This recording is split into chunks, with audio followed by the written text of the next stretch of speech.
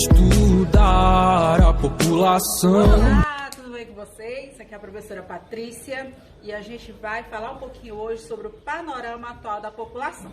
Lembrando que esse pequeno vídeo é para auxiliar vocês nas aulas remotas e a responder as atividades que eu propus lá no GEP, tá bem?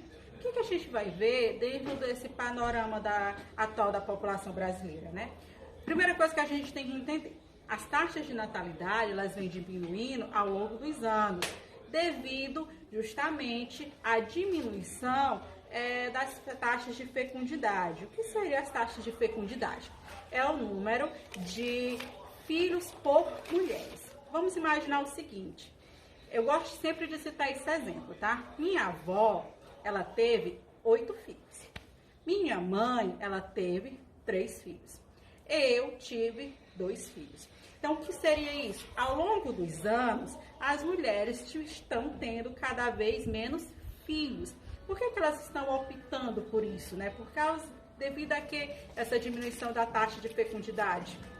Devido à questão de que a mulher foi para o mercado de trabalho, houve um maior grau de escolarização feminina e foi ficando cada vez mais tardio esse processo de formar uma família e ter filhos.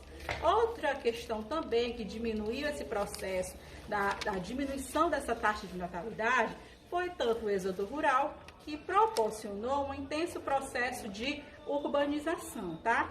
Isso principalmente nos países desenvolvidos.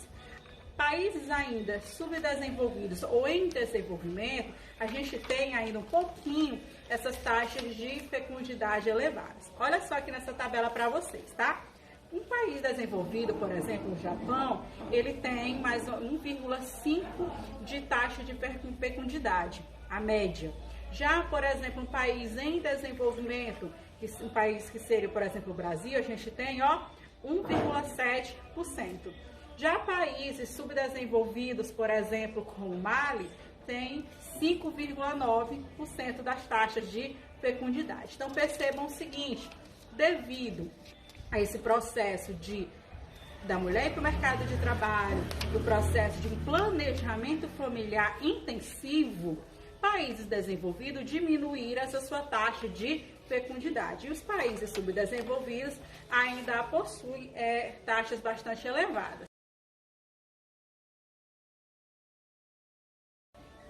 E aí, ainda dentro desse processo, dessa organização da população, a gente tem um elemento gráfico que auxilia para a gente entender como é que funciona a questão dessa organização da população, que são as pirâmides etárias. Então, o que são essas pirâmides etárias?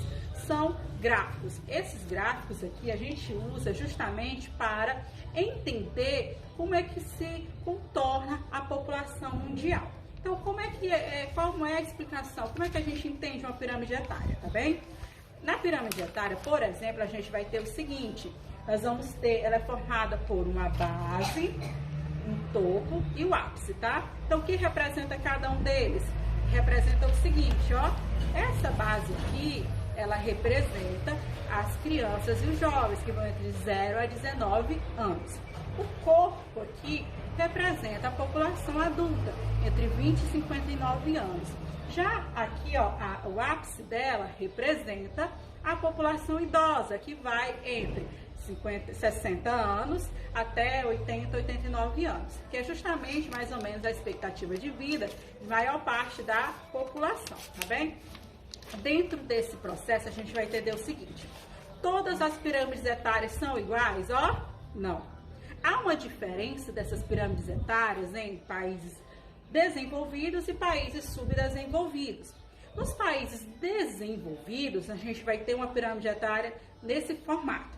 Essa base aqui vai ser menor, porque a gente vai ter um menor quantitativo de população e ela vai aumentando. Já aqui do corpo para o ápice, a gente vai ter uma parte mais larga, ou seja, nos países desenvolvidos a gente tem menos jovens, porque nascem menos pessoas e nós temos uma expectativa de vida maior, devido todo o processo do próprio país, um sistema de saúde melhor, melhores índices de segurança. Tudo isso aumenta a qualidade de vida dessa população. Sendo assim, nós vamos ter justamente esse axis aqui bem maior. Já nos países subdesenvolvidos, nos países mais pobres, já é o contrário. A gente vai ter essa base mais larga e o topo menor. Por quê? Nós temos uma expectativa de vida menor, ok? E nós temos um maior índice de nascimentos.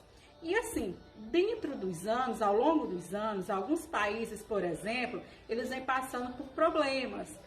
Como assim? Países como Dinamarca, países como a própria Alemanha, a França, eles fazem um processo de incentivo para que as pessoas possam aumentar as natalidades. Eles incentivam a população a ter filhos, devido justamente a esse índice baixo das taxas de natalidade. Países como a China, por exemplo, que já possui um aumento populacional muito grande, eles fazem um tipo de planejamento familiar onde faz com que as pessoas, a população, não tenham filhos. Tanto é que existe a política do filho único, onde cada população, cada casal só pode ter um único filho, tá bem? Então, assim, essas diferenças é para a gente entender o seguinte: mesmo os contextos e os conceitos de população sendo parecidos, a gente tem que entender que cada país tem a sua população, tem sua característica própria, tá bem? Então, espero que vocês tenham entendido bacaninha.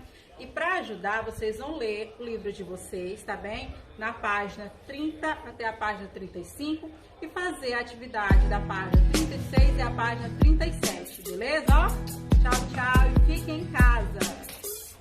Estudar a população de forma quantitativa, aspectos e crescimentos, função da demografia, medicina aumentou a longevidade.